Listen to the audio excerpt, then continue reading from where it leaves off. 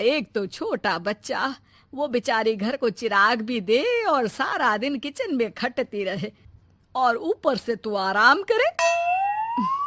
दीदी, खाने में क्या बनाना है दोपहर को? मैं किचन में जा रही हूँ। अरे नहीं नहीं, मैं हूं ना, मैं खाना बना लूंगी। अरे खाना आप बनाएंगी तो मुन्ने को कौन पकड़ेगा? अरे तू पकड़ेगी, मैं पकड़ूंगी? भाई माँ ही तो मुन्ने को पकड़ती है। तू काम करे और ये मुन्ने के नाम पर आराम। अरे नहीं नहीं माँ जी, मैं माँ हूँ माना, लेकिन अमिता दीदी का प्यार भी कम नहीं है। सारा दिन भी नहीं खिलाएंगी तो रात को नींद नहीं आएंगी इन्हें। अरे तो दूसरे की औलाद तो दूसरे की होती है ना। ला अमिता, मुन्ने को मुझे दे दे। लेकिन जैसे ही मुन्ने को सास गोद में लेना चाहती है, वो उनके पास जाने से इनकार कर देता है। अरे काला जादू कर दिया है इसने, बच्चा किसी के पास आ ही नहीं रहा है। भाई माँ, इसे काला जादू नहीं, प्यार कहते हैं, जो दीदी मुन्ने से करती हैं। अरे हाँ हाँ, हम तो दुश्मन है ना इसके, जो ये हमारे पास नहीं आ रहा है। अरे सगी दादी हूँ मैं, पूरी की पूरी कोठी इसी के नाम कर जाऊंगी। अब बोल, अब भी प्यार है क्या इससे? अमिता को सास की बात पर गुस्सा आ जाता है। वैसे भी माँ जी, पूरे घर में यही एक चिराग है, तो आप इसे दे या ना दे, सारा कुछ इसी का है, चाहे वो मेरा भी क्यों ना हो। हाँ हाँ, अभी तो बड़ी जबान चल रही है, लेकिन जब घर पूरा इसके नाम होगा ना, तब पता चलेगा। अमिता और सुनीता दोनों ही मिलजुल कर रहती थी, इसलिए सास की बात का दोनों को ही बुरा ना लगता। मिलजुल कर काम करती और हंस खेल कर रहती। अरे बेटी, तेरी दोनों भाभियों ने तो मुझे साइड कर रखा है। अरे दोनों में इतनी पड़ती है कि मुझे तो डर लग रहा है, कहीं एक दिन ये दोनों मेरी बात मानने से इनकार ही ना कर दे। अरे तो खेल खेलो और दोनों को अलग कर दो, इस पे कौन सा गणित लगाना है माँ? हाँ हाँ, ये तो है, चल देख लेती हूँ मैं।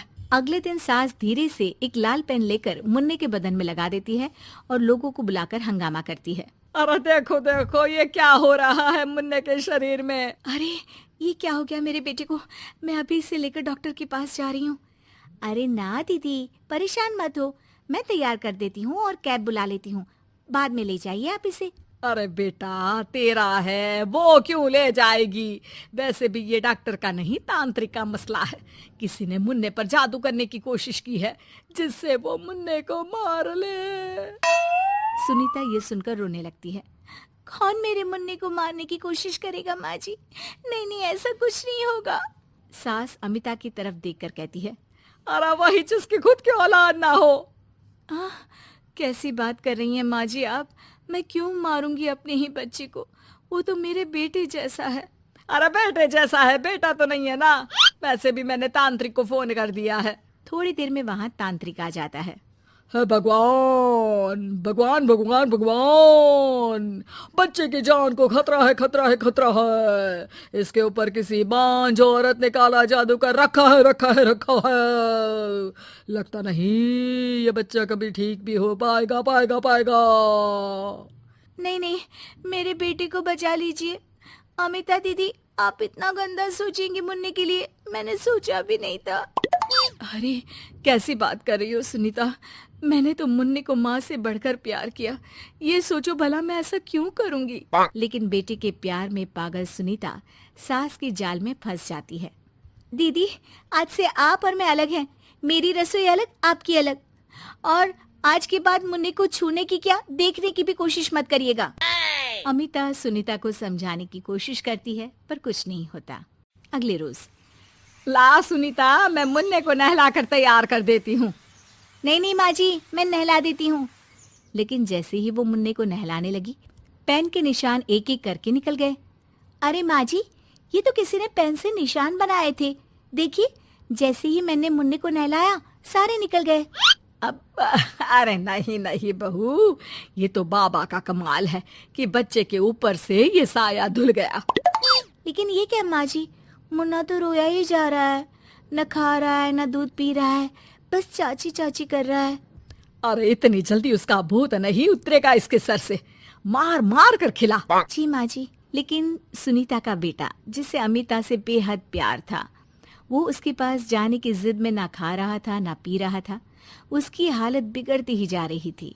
हार कर एक दिन, माँ दीदी दिखाई नहीं दे रही है, क्या वो मायके चली गई है क्या? अरे क्या पता कहाँ गई, रुक बड़कू से पूछती हूँ।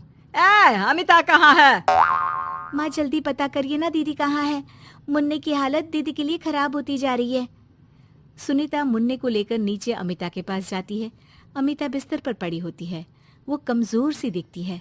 बड़ी आराम से सो रही हैं आप, यहाँ मुन्ने की तबीयत खराब हो रही है। वो जैसे ही अमिता को छूती है, अरे दीदी ये क्या हो गया, आपकी तबीयत तो काफी खराब है। मुन्ने के बिना मैं नहीं रह सकती सुनीता, मैं उसके बिना नहीं रह सकती।